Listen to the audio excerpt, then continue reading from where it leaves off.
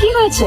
আর উনি কি করছে? আর বলিস না, প্রত্যেকটা দিন আমাকে ফলো করবে, রোজ রোজ ফুল পাঠাবে বাচ্চাদের দিয়ে। এটা তো ভালো কথা। হ্যাঁ, এই পর্যন্তই তো ঠিক ছিল। কালকে কি করছে জানিস? লাভ লেটার পাঠিয়েছে। এই, তোর নাম কি নীলা? হ্যাঁ। তোর বাপের নাম কি কাদের শিক্ষা? হ্যাঁ, কেন? ওই, এটা উড়াইলো। আই ওয়েট, আমি কি আলুর বস্তা নাকি যে উঠিয়ে নিয়ে চলে যাবেন? কি করেছি আমি? তুই কিছু করছ নাই, করছিস তোর বাপে। তোর উড়াইলো যামু, তোর বাপে শুশুর করে চান্দা দিয়ে যাবো, বুঝছ নাই? এই বেটা দাঁড়া আসছিস কে? উড়াইলো। পানি ভাই, আপনি এই এলাকায় আছেন জানলে জীবনও আইতাম না। এই সাইরা দে, চল চল চল চল চল চল চল। কি ব্যাপার, ওরা আমাকে দেখে ভাবে চলে গেল কেন? হ্যাঁ, আমারও তো সেটাই কথা। আমার কেন জানি মনে হচ্ছে উনি দেখতে অন্য কোনো এলাকার মাফিয়া টাফিয়া। এভাবে পিছিয়ে লেগে আছো, মনে হয় না আই লাভ ইউ বলতে আর বেশি দিন লাগবে। এই তো রওনা দিয়েছে অনেকক্ষণ আগে, মনে হয় চলে আসবে কিছুক্ষণের মধ্যেই। ওই তো চলে আসছে মনে হয়, আমি দিচ্ছি। আচ্ছা, আসো।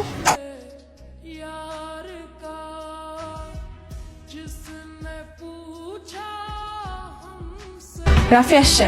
আচ্ছা বাবা, তুমি তাহলে কথা বলো, আমি চা বানাই। টনি, তুমি কেন আমার দিকে টার্গেট করেছো? আঙ্কেল টনি কে? আমি তো রাফি। আপনার মনে হয় কোথাও ভুল হচ্ছে। আমার এই চোখ ভুল করতে পারে না। আমি জানি তুমি রাফি নও, তুমি টনি। হ্যাঁ, আমি টনি। কিন্তু আঙ্কেল, আমি এখন ভালো হয়ে গেছি। এখন আমি রাফি। বাবা, বাবা, আমার একটা মাত্র মেয়ে, আমার মেয়ের জীবনটা নষ্ট করো না বাবা। আমি আমি আমি জোর হাত করছি, আমার মেয়ের জীবন থেকে সরে যাও বাবা। দেখেন আঙ্কেল, আমার অতীতটা অনেক অন্ধকার ছিল। আমি টনি নাম শুনলে সবাই অনেক ভয় পেত। কিন্তু আঙ্কেল, আমি সেই লাইফ থেকে অলরেডি সরে এসেছি। আমি আর কোনো অন্যায় কাজের সাথে জড়িত নয়। রাফি, তুমি কি করতে অতীতে? বাবা, কেউ? ওর নাম রাফি নয়, ওর নাম টনি। ও গাজীপুরের অন্যতম মাফিয়া ডন বিক্রম পাঠানের অন্যতম শিষ্য। ওদের নামে এখনো ঢাকা শহর কেঁপে ওঠে। আমি আমি নিজে ওদের শায়েস্তার শিকার। ওদের আস্থানে এক সপ্তাহ আমাকে রেখে দিয়েছিল, পরে 50 লাখ টাকা মুক্তিপণ দিয়ে আমি জীবনই বাঁচিয়েছিলাম। আঙ্কেল, আমি আসলে একদম চুপ, বের হও আমার সাথে থেকে, বের হও।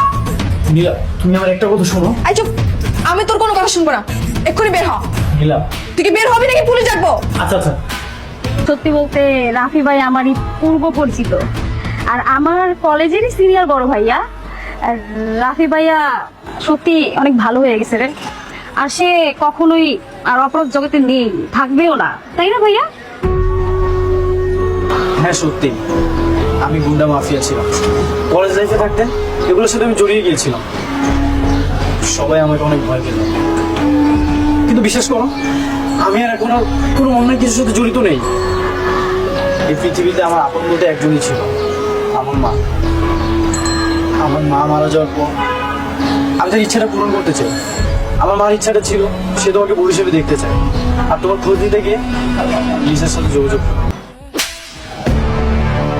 তোর লজ্জা করে না? নিজের কাজিনকে এরকম একটা ছেলের সাথে তুই জড়িয়েছিস? নীলা, বিশ্বাস করো, আমি আর কোনো অন্যায় কোনো কিছুর সাথে জড়িত নেই। আই চুপ, আমি তোমার কোনো কথা শুনবো না।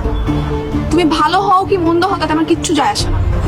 আর তোমার মতো একটা ছেলেকে বিয়ে করা তো দূরে থাক, আমি তোমার ছায়াও মারাবো না।